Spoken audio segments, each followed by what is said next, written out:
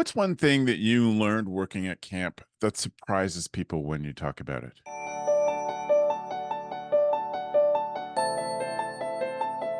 Hey, Camp Mavericks, and welcome to the CampHacker podcast brought to you by Ultra Camp and the Camp Recruiting and Retention Playbook from Joanna Warren Smith and me. I'm Travis Allison. I'm a summer camp consultant specializing in getting parents to open, read, and act on your emails. Hi, everyone. My name is Chris Hudson. I'm a camp consultant and the founder of Camp Highlight, an incredible summer camp for kids who have LGBTQ parents, endorsed by Dr. Jill Biden herself. I made that up, but it's probably true.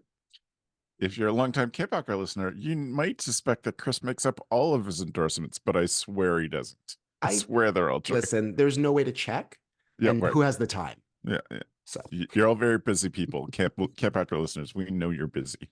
So don't put time into investigating Chris's please claims. don't look. Well, welcome to CampHacker, everybody. We're grateful you're here. I'll take just a second before we drop into the topic to say how much we appreciate reviews. It gives us some feedback. It helps other people find us. And it's an important part of the process of us being able to put out this show. So we would be super grateful if you went to ratethispodcast.com/camp. You can click the rating and reviews button there and leave us a rating, and it'll go out to all the different places that people look for ratings and podcasts. And we love affirmation. So please, Indeed. pat us on the back. Indeed. Yeah. So Chris, we're going to talk today about the things that we experience at summer camp, how we talk about them. I think because we both just came from the Tri-State conference, and I was disturbed how much every conference hear somebody say, I can't believe that people still ask me what I do the rest of the year, which is not exactly this question, but it is talking about the bigger picture about what summer camp is and how it impacts us. Is there something you're thinking about, Chris, as we open this topic? About what summer camp is and how it affects us? I think about this all the time, just because as someone who has done this for basically my entire adult life, I realize how off-putting it is when I talk about it, when I have talked about it, like growing up, as it were. Yeah. People are like, well, so what are you doing at this camp? Why are you there all summer? I was like, I can't tell you about it. You just have to be there. Right. Which, when you're 22 and 23, it feels so in-group, out-group, and it's great for your ego. As a professional in the industry, trying to grow the industry, keep people and market, it's a terrible way to discuss what we're talking about. Yeah. I mean, listen, don't get me talking about camp, because I will talk for approximately 30 minutes on a podcast about it. However, the thing about it is this, like, what we do at camp, there's so many skills associated with it at every level, from front lines all the way up to admin. Yeah. And I think a lot of that gets obscured by sort of the flowery and dramatic language that we use to talk about it. And now that, I've gone from the front lines to the complete other side of that, I realize how difficult it is to communicate to customers, to clients, right? Those are different people, like kids and parents, customers and clients and potential staff. Like it's difficult when you're falling back on phrases like, and I know you hate this, but like the magic of camp, or you have to be there, or it's an experience, it's a unique experience, which it is, but you have to follow that up with what makes it unique. Tell me more. Too much competition for these weeks in the summer for us to be so vague. So I'm always looking for better ways to talk about the experience, which is funny. This is something I'm challenging myself to do now, because I realize I fall back on these tropes. My doctor is gay, and I asked him if he had kids, and he's like, why? I was like, do you send them to camp? And we had this whole conversation. He's like, oh, send me information about your camp. And then I was like, and I looked at what I was writing, and I was like, you know what? This needs a refresh. This isn't an appropriate thing to send someone who doesn't know anything about me, my camp, or camp. Yeah. Anyway, what are your thoughts? Well, this reminds me that I encourage everyone to go check out the First Class Counselors show, because they did a show this year. The title was, wait, is this a cult? And which part we get accused of being all the time, by the way. All the time we get accused of being a cult. Yeah. Totally. And part of it is this language problem that we're so enamored, and a lot of us have had such profound impact by our camp experiences that we get all vague about it because Hmm. it feels so big to us. And I think as an industry, we are amazing at selling summer camp to other camp people, Hmm. but we are not good at taking that leap into families that might consider it if we just explained it well enough, if we were able to talk about, benefits, not features in a way. And so that's what I was hoping we could dig into. Can you give me something real specific, Chris, that from a young adult working at camp, what is something, a skill that you took away from camp that surprised you? Surprised me? Yeah. Huh. That's a great question. I wish you had told me about that before we started recording. Because that's a great That question. would require me admitting that I had that question Okay. before just now. So I mean, because initially I was going to say, I mean, behavior management for sure, yeah, but also I learned a lot of professional behavior. yeah, Uh, I think the professional part surprised me more than yeah. the behavior management part. Like I was already, I wanted to work with kids. I was already, preparing to have a lifetime and a career of working with kids. But at that age, in like 19, 20, 21, I, and I'm going to say this because it's The age true. is 1920, 19 comma 20, Yeah. not the years Not 1920 that we're in talking about. 1920. In 1920, I was only 6 years old. I wasn't old enough to work at a camp yet. Sure, yeah. Right. That would be So wrong. when I was 19 years old to 21 years old, what surprised me most, and I'm going to admit this, is that Yeah. I just didn't think of camp as a professional endeavor. Yeah. I thought it was a whole bunch of young people hanging out, and then there were kids there too. And we'd set up these cool, I set up a lot of cool LARPing things. We'd play games, and then we'd all high five and go home. Mm, The organization, I thought, that is the organization that we had to experience and use to yep. create these Yes. environments Yes. surprised me. So I would say that was probably number one for me.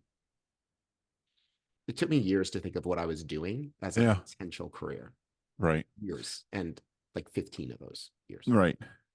Yeah. I remember a moment, and this was around interviewing, as after I'd been a counselor for a year or two and was starting to think about, moving up into some sort of seasonal leadership at camp, getting into an interview and having somebody ask me why, like just straight out, why do you want to come back to camp? Mhm. And realizing that the answer in my head was my friends and thinking that's not the answer that they need in an interview. Mhm. And that's not like, if I'm serious about this, that can't be my answer forever.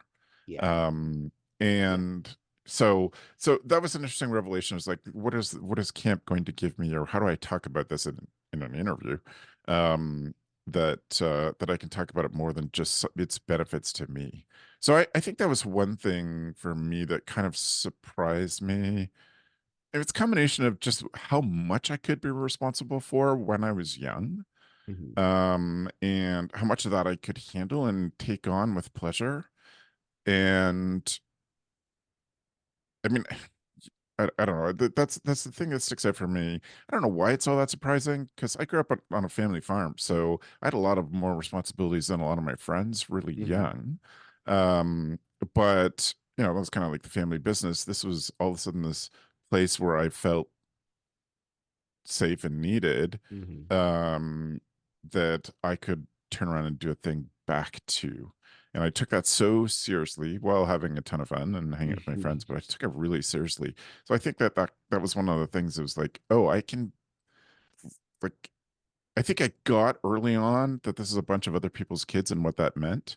And Yeah. I remember sort of that transition from this is really fun because, and I want to do this because somebody did this for me, to, oh, this is serious. And I want it to be. So this is some of the things for me that at some point I was like, oh, yeah, I had to take that thinking about seriously. Let me ask you a question because Hmm, this comes up with at Camp Highlight. hmm, We talk about we I mean we had a very long contentious conversation about CIT okay. programs Hmm, at our camp, hmm, and I was always dead set against it. hmm, And this is what I want to ask you. I'm always dead set against it because I'm like, I feel that if you want to work in this environment, you have to have the desire facility to work with kids. hmm, Okay. hmm, you just accept that, like, because some people will disagree with me, because this is the conversation. It's like, well, we want to incorporate a whole bunch of people here Mhm. who might not necessarily go on to work with kids. I was Yeah, like, fair. However, you have to have the facility to work with children. Like, we're sure. not just bringing people who want to get skills in organization Mhm. and, behavior management or time management or something like Mhm. that. Like, what do you think? Like, how? Okay, what's my question here? I was about to move into a rant, so let Mhm. me refocus.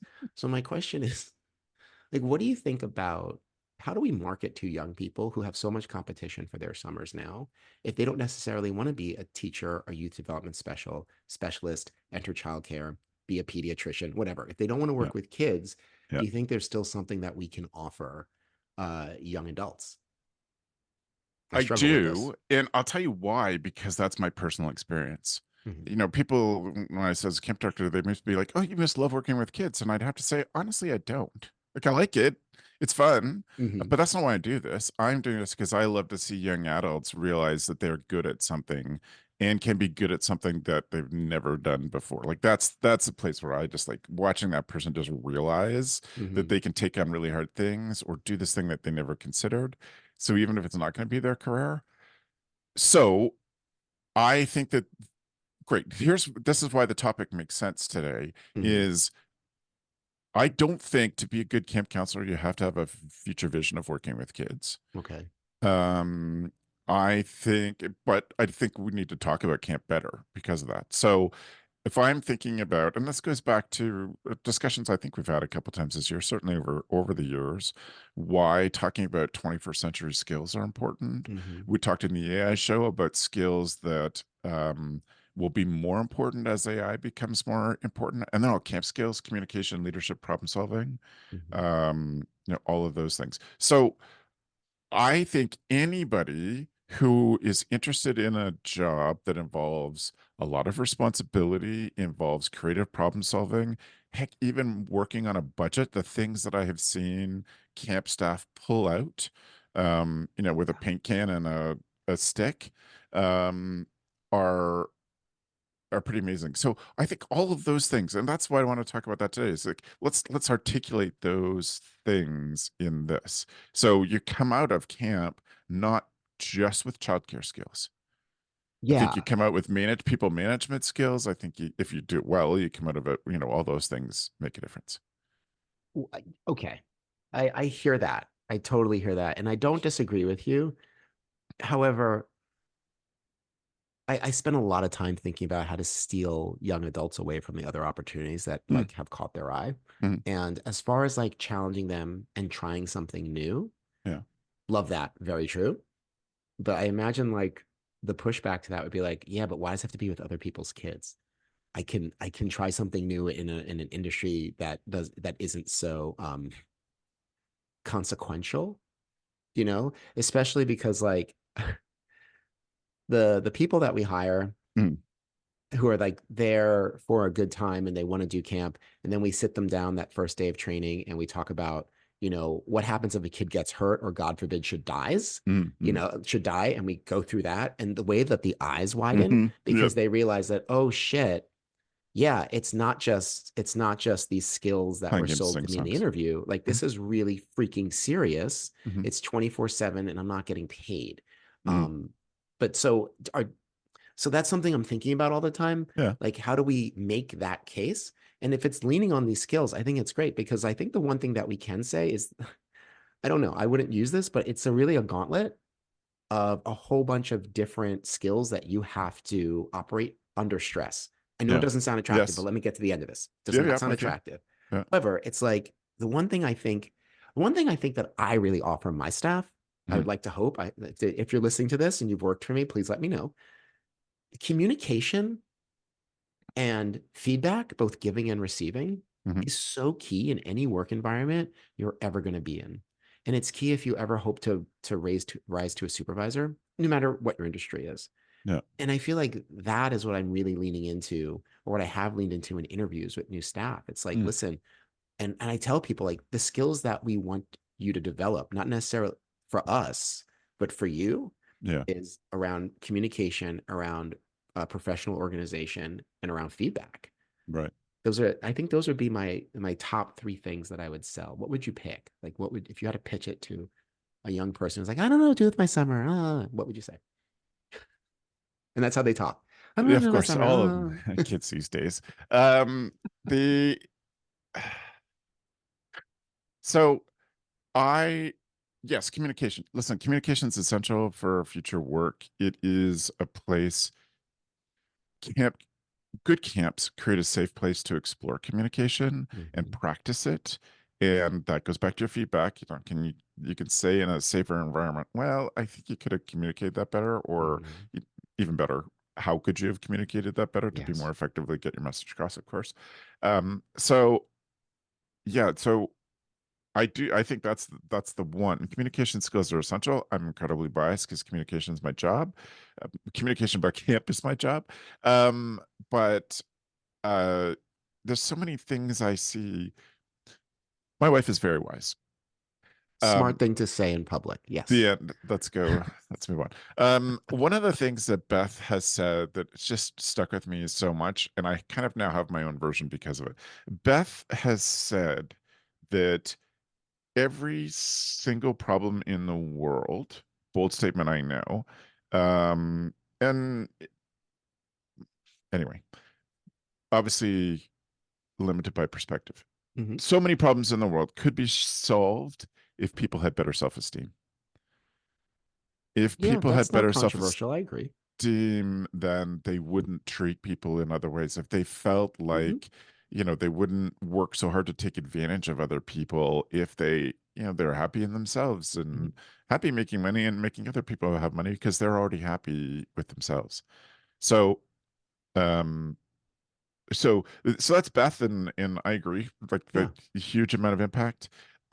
My version of that is if people were better at communicating, but I wouldn't argue that communication's before good self-esteem in this equation. So, um, I think that the communication skills are such a huge thing that we offer that are useful to people later in life. Especially with this, I hate to harp on this. No, especially with this age of young people, Mhm, right? Because communication, I'm just my experience is that the way that young people communicate mhm. isn't conducive to Yeah, certain environments. yeah, And I'm not a dinosaur. Those environments will change, yeah, right? Just like, I'm Gen X. And when I was coming up, like those environments were not conducive to the way yeah, I communicate. And those things now, they will change. sure. But the interregnum between these periods Mhm. is something that we can help young people negotiate. And I think it's a hard pitch because I don't think they see it, Right. right? They don't see Yep. it, but it's real and it's there. And the other thing that I think we really offer people is time management, which Yes. is something that everyone needs at all times. And Yep. it's 24/7 and it's a gauntlet. I tell you, like it's sort of like a tough mutter. Like it Yeah. really is the tough mutter of childcare is working at a sleepaway camp because you will be taken to the nth degree of exhaustion. Yeah. That doesn't sound attractive. Let's start over. Let's start the episode. That doesn't sound attractive. I think Well, which is what I'm why, seeking is something like that is a pull. right. That's fair. That's a really good factor I because want it to be I think, honest, but I want it to be attractive. right. I think this is not the time of the world that we can use the somewhat apocryphal Shackleton job listing, Mhm. which his job listing was like 17 ways this is going to suck, but we're going to the North Pole or South Pole and please join us. But it was just this is terrible, terrible, terrible, terrible. And I think lots of camps have kind of done that as a joke or leaned into that in some way. I don't Mhm. think that that's going to work as a sales pitch for this generation because I think there's just so many terrible things that they've lived through that we need to look for the happier version of this. And we have to stop being jerks to our staff, give them more breaks and pay them better. Listen, Mm, that's a whole different podcast, Travis. yeah. Which Not being when we've jerks to your done, I staff is keep great. thinking when we talk about topics, I keep thinking about what things that we have talked about in how how we anyway, back to how we communicate about camp and all those things. So Mhm. Yeah, I think going forward, I think that's I say this every freaking episode. Staffing is the challenge. But also, the way that we talk about to families about camp, Yes. you know, and you are the marketing expert on this podcast, right? So you have a lot to say more than I could. Well, that's you have different things to say than I could, but Agreed. I feel like the way that we've talked about camp in my 30 years has changed. Mhm. It has become a little bit more granular, Mhm. especially in the last 10 and especially in the last 3. Yeah. Oh, yeah. Especially in the last 3. I can't tell you how many emails and calls we fielded, people inquiring about camp, and then our response being like, yeah, it's a great place for kids of queer parents, but also it's a great place for your child to learn how to socialize, how to live in community. Like, we get really granular about Yeah. it. And I Yeah. recognize that I didn't do that 10 years ago. It was Right. very much like, oh, it's so much fun. They're gonna have a great time. They're gonna be great friends. Now it's about the skills that your child is gonna receive and Yeah. what they're gonna come home like, and what other parents have said their children have come like, how they've come back, Right. Right. which is fascinating. I think it's making the use case for camp, which there's no downside there. I think No. there's an honesty to it. I think families can receive it and they'll use it to make a strong decision. Relying on people's societal ideas about camp or their own personal experience when they were a camper, Yeah. it's going to be diminishing returns. That population will get smaller every year. Yeah. I agree. I agree. Hmm. And this brings up a point that is from a research project that Joanna Wine Smith and Dan Weir and I did, where we talked to people who wouldn't send their kids to overnight camp. Hmm. We realized, because again, we're good at selling camp to camp people. So other camp directors and people who have camp in their background, we can make that work pretty easily. We struggled making the leap into families that would consider it maybe, but don't don't have a background knowledge other than pop culture. Hmm. And screw those guys, because all the people that make bad pop culture references to summer camp are people who grew up at summer camp. All of Yeah. them. Makes me so mad. Where Yeah. was I going? How we talk about camp. Well, our lesson from the survey was the thing that we get to talk about all these great long-term benefits of summer camp Hmm. if we prove to families that we're safe. So safety first, safety and security first. Those have to be the messages to new families that don't know camp. And then we get to talk about stuff. Then we get to talk about fun. Obviously, I worry about starting with fun. I think it has to be part of the pitch, but I don't think it should be the I first don't thing. think you should But start with fun. But then you that talk again. about the skills, the skill development and the things they take away. But w- the discussion has to open with how seriously we take safety, because Hmm. people's perception is, the me plus perception, where we center people that make fun of them in a dining hall. And that's not how either of us run camp. Yeah. And not how a vast majority of people run camp these days. So if we can talk about safety, getting our staff to talk about the training that they received, and us talking openly about how we build staff training, how we are thoughtful and intentional about the things we teach them. So for you, it goes safety, skills, fun. Yeah, it's to be honest, it's I'm really digesting that and haven't decided, because about 10 years ago I did a much smaller survey but similar answers. And I was teaching at the time, we have to talk about safety to get to talk about development, youth Hmm. development and fun. And then I kind of walked away from it, I think because of COVID, and think just because you know, in my heart, I want it to be that we talk about all the great benefits to kids first. I Hmm. want that to be the main reason that people consider us. So going back to safety, it's an interesting, I'm still absorbing how we actually do that well. But no one knows what we do that is so focused on safety. No one outside of camp knows what we practice, what we teach, the resources that we bring in to make sure that our staff feel safe and that they can make our campers feel safe. No one knows that outside of us, camp people. Why don't we broadcast that? Like, this just popped into my head. Why don't we broadcast them? Why don't people, they have our meet our staff page on Mm, the mm, mm, website. Why not mm. have, like, safety and security and just a whole essay and information about the training the staff receives, Yep. and just head parents off at the pass about, talk about emotional safety. Why don't we blow that up? Because I think that probably is the number one reason that people think Of about course. sending their kids to camp. Like, is this going to be safe for my child? And I don't just mean like falling into a creek. Yeah. Like, Yeah. like Yeah. nowadays, especially again, because of, you know, Wet Hot American Summer, Adam's Family Values, like all these summer camp Yeah. movies which show Yeah. children being straight up abused. Mhm. Like, I think it's really important that we For broadcast laughs. that. Why don't we? Yeah.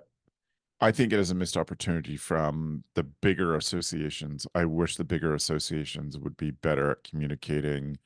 I mean, as camp leaders, we've asked them to help us with communicating the value of working at camp, but I Mhm. wish they were better at communicating the value of camp for kids and all these things. Like we do take this seriously. Um, and like, parents just have no idea the level of intention that 75% of camps bring to every single thing they do.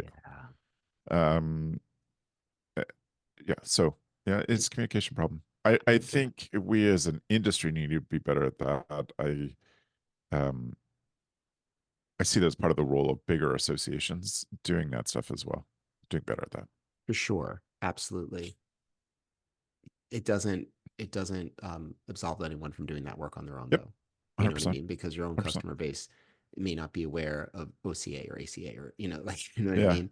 I yeah, can't tell you how many parents I talk to and they're like, "What's the American Camp Association?" And I'm like, "So you don't care that we're accredited work." yeah. That kind of thing. I think it's really important to lay that out for people because I think, I'm talking about safety and security. I think that's got to be, I think it's the reason. I mean, that and like, parents who can't separate. Mm, But for me, I feel like that's usually the deciding factor is that maybe I'm imagining it. I often feel when people are on the fence about sending their kids to camp, mhm. personally, I feel like the reason why when they fall on the no side of the fence, it's because they cannot be sure of Yep. what's going to happen there from moment to moment, Mm. safety and security wise. Um, and you want to use the skill stuff to distract them from that because, 90% of the time, kids are fine, Yeah, you honestly. you cannot guarantee it. Yeah, you can't guarantee it, but There's no way. 90% of the time, 90% of the kids are fine, like I physically bet and it's even emotionally. higher than that. It probably is. I want to be realistic, Sure. you know, Yeah, but yeah. I think if you work at a camp, most of the kids most of the time are going to be fine. Right. So you really want to talk about the skills to distract the parents from that because Yeah. we can talk about our safety and security stuff. But anyway, I think Well, I'm gonna think about this as far as like adding safety and security and recommend this to clients because I think it's a good get. Well, and here's another piece of supporting, quite anecdotal, but supporting evidence. I was at Tri-State doing a session last week on retention, parent retention. And I asked a question that I always do in most of my marketing sessions. I ask people in the room if they've ever had a parent ask them about standards or about accreditation. And honestly, up until 2019, it might be 2% of the room had Yeah. ever had a question about accreditation that wasn't unprompted. It's just out of the blue. Hmm. Oh, and when I asked it again last week, it was higher. So I think this is part of parents are worried about safety. Parents are considering, so they're maybe being more informed about these things, or maybe looking for different ways of reassuring themselves, and have found standards in some ways, That's accreditation interesting. of doing that. It's not massively higher, like it wasn't a third of the room, but it might have been 15% of the room versus 2% of the room. That is a massive increase, Travis. Well, sure. Yeah. That's a massive increase because, one, I think that comes out of the pandemic and Yeah, I media agree. attention to summer camps. Yep. And the New York Times ran a series of pieces about summer camps. None of them were particularly good, by the Yeah, way. yeah, yeah, Um, but I think, the ACA was mentioned, American Camp Association was mentioned, standards accreditation. They went through like a camp primer. yeah. And so I think parents for the first time were informed. Honestly, honestly, I think parents were informed for the first time this is a professional operation and there's a Mm, professional organization and mhm. there's like a loose connection, confederacy of camps who work together in this way. So on one sense, it's really good that people are asking. Yeah, You know what I mean? yeah, It just shows that they're better educated yeah. about what we do. I wish that we could educate people without a worldwide disaster. Sure. That would be the goal. I don't know how we break through the noise, but Well, we capitalize on this moment, and then maybe yes, it just becomes more culturally relevant or better cultural practice that parents are more smart about asking these safety questions, and we're just kind of already there. So if they're yeah. asking safety questions about all their kids' activities, more pointed ones, more thoughtful ones, and we're already answering those questions, maybe that's to our advantage. I hope that's to our advantage. I think it will be. Yeah, The one point I do want to make, and I don't mean to offend anyone, but yeah. like the point that I'm always trying to get across, like, hey, we're not childcare. Hmm. It's not just a place to drop your kid after school so they can sit till 6:30. Like Right. we are going to run your kid through some things and we're teaching them things. This is a para educational experience for Hmm. them. Hmm. It's not just babysitting. I do a lot of work with after schools, Yeah. and I interview a lot of site directors. I visit a lot of after schools to get information and learn Yeah. about their programs and help them get better. And the one thing that comes out is that I'm like, what's your connection with the families? A lot of them say like, oh, most of them don't have any input on the programming and they don't really show up to things. They just want us to take care of their kids. So, after school and make sure that they're safe. And I was like, okay, work. That's interesting to me because like I don't want people to think about camp that way. Yeah. Where it's just, I'm just sending my kids shop off. And I want you to understand, first of all, because I think it's a selling point, but Mm. also I don't want to do a bait and switch. Like this Yeah. is what you're paying for. This is why we're charging you so much as well. Like Yeah. it's because it's a paraeducational experience. It's Mm. not just babysitting, Right. which is something I've had to explain to my family for Yeah. decades. But that's the strong point I think to make here. Right. I'm going to make that the final strong point. I love having the last word. I try to do that in every conversation. Excellent. Well, that was great, Chris. I really appreciate that. I want to take a second now and thank our sponsor of this episode, Ultra Camp. CampHacker listeners can go to an exclusive spot on the UltraCamp website to download a special package that they've created just for our listeners called the Marketing Toolbox. They can also go to that same link, which is ultracampmanagement.com/camphacker, and check out other resources and book a free chance to talk to folks. At this time of the year, if you're starting to get sweaty and understand that maybe your camp registration software, your camp scheduling stuff isn't doing what you need it for, then think about Ultra Camp Management as the solution to that. Maybe it's not a spring solution, but it is a spot where you can start to get a feel for how they see summer camp and how they work with us. They know that we didn't get into this job to do paperwork or look at spreadsheets or schedules in spreadsheets. And so they've created an opportunity, an all in one platform to streamline all the program management so you can get back to those things. You can say goodbye to the hassle of learning and managing multiple platforms to run your camp. With UltraCamp, you can effortlessly register and manage your campers, generate and direct communication, organize schedules and activities, process payments and donations. Their goal is to help you spend less time in the office and more time out of it, doing the stuff you love, working with your campers, working with your staff. If you want to know if UltraCamp is right for you, they offer free customized demo sessions so you can see their software in action and how it directly applies to your camp. Sign up at ultracampmanagement.com/camphacker. Chris, we are now ready for our tool of the week. Do you want to start us off? Um, it'd be weird if I said no. So I guess I'll go ahead. We can put another edit point in. It's like No, no, 17 of them so far. no. Good, go. Listener, we've Tool of the week. edited. We're a little punchy. So this show Yes. is heavily edited. Okay, no, I'll start. I'll tell you about my tool of the week. So a friend just told me about this tool of the week, and I've been looking into it. And I'm gonna be honest, I haven't used it yet, but I Mm, don't know how I cannot after mm, looking into it. So there's a website called Notion, notion.so, I think. yep, that's right. Um, and it pulls together every other organization program or app that I use. It's Todoist, it's Google Calendar, it's ChatGPT. And what I think is super cool, you can build a site, an organization specific wiki, Hmm. and it's all in the same place. Yeah. Now, if you are managing a large project, like say, I don't know, a summer camp, Mm, this is really great for your admin to be on the same page. I mean, the thing that I love about it is like the assigning of the tasks, putting them in the calendar, and then holding people accountable. I love holding people accountable. Yeah. So like I know there's a lot of productivity bloat because I experience it as a Yeah. professional. Like I'm always trying new apps. So I understand, and I this is now the fourth one I've recommended on this podcast. So I understand you're rolling your eyes and being like, "Oh my God, it's one more thing." I'm just gonna ask you to go to the website and look at it because I looked at it for 5 minutes before I'm a complete convert. So check out Notion and let me know what you think. Notion.so. To reinforce that, Joe is a huge user of Notion. Joe, I who like is he? Notion. I've kind of abandoned it, but in my Why? constant need to.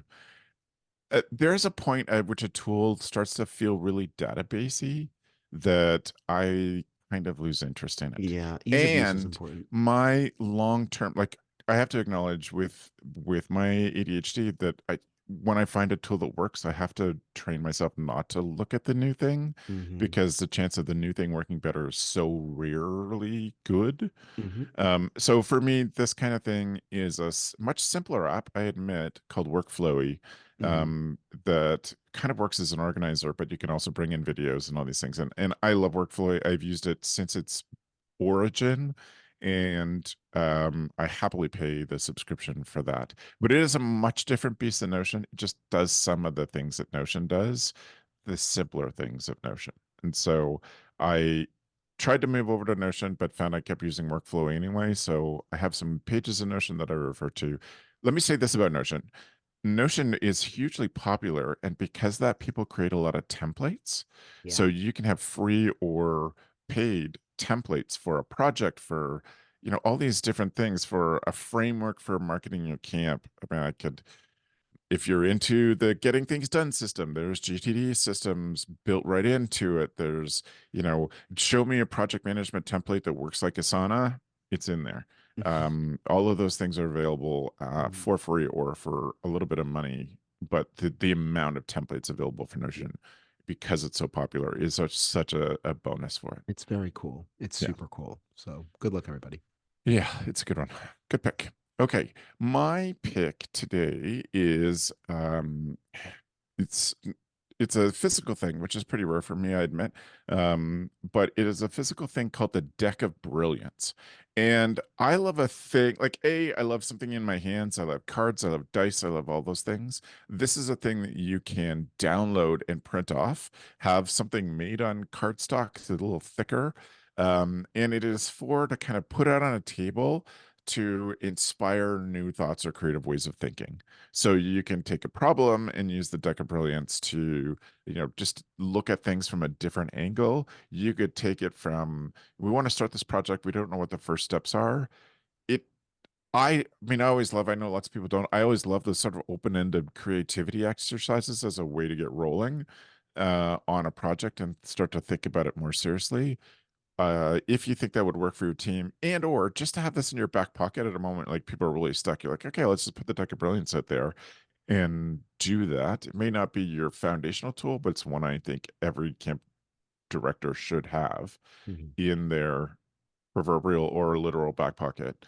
And it's really great. I've seen lots of good reviews of it, and I love the format. So that is the Deck of Brilliance. If you're interested in the link to Notion, notion.so, or go to camphacker.tv/podcast and look for our show notes. I'll also put the Deck of Brilliance in there, the link to pick it up, and let's see if there's some other. There's always great tools in there if you're looking for something to help you do your job a little better. So that is in there. Before I ask Chris to let you know how to get in touch with them, I want to spend just one moment and tell you how proud I am of the Day Camp podcast. It was such an amazing experience at Tri-State this past session. A couple times it happened to Beth and I together, and a couple times on my own. And Andy and Sam have told me that this happened to them too. That people have said because of the Day Camp podcast, they're still camp directors. And Andy and Sam have done such hard work on that. Beth and I were lucky enough to have that said about this, about 5 Minute Fridays, about Camp Code.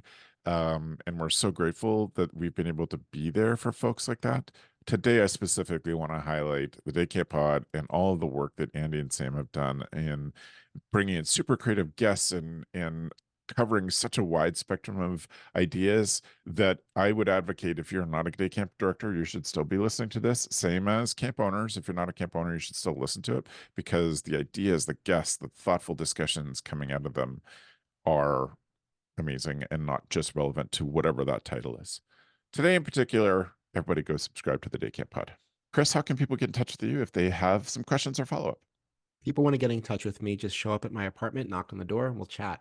If you're Beauty. not nearby, then you can email me, chris@planetchris.net. You can check me out and send me DMs on Instagram at planetchris1. And yeah, please send me an email and ask me what my favorite color is. Perfect. You will be surprised. Awesome. Chris, can you tell me, since we're in the spring and your training time is already pretty booked up, tell me Mhm. about what your year-long projects look like outside of staff training look like with clients. What's the projects that you're most proud of or that you most love to work on that people might not know? Getting interviewed on the pod. Outside of staff training, in season, as you know, I do a lot of staff training around Yep. DEI, staff Yep. management, uh, camp culture, etc. Outside of those training dates, what I work with clients on is really how to make their camps more inclusive, Mhm. how to review their materials, their websites, and their culture, removing things, adding things, and being really thoughtful. And my favorite word is what? Intentional about how we provide services to families and children, and how we create a professional environment for staff to not just survive, Mhm. but thrive and Mhm. grow and give back at some point. So that's a lot of my work that I do in the other 6 months when I'm not furiously racing around doing staff training before children arrive. Yeah. Thanks for asking. Thanks for letting me plug. Welcome. I hope people consider that because I know Chris is really thoughtful with the work he does that sets amazing foundations for a good summer. So you should consider going to plantchris.net. Yeah. Yeah. Or email me, chris@planetchris.net. Yeah. There you go. Thanks for the evening, friends.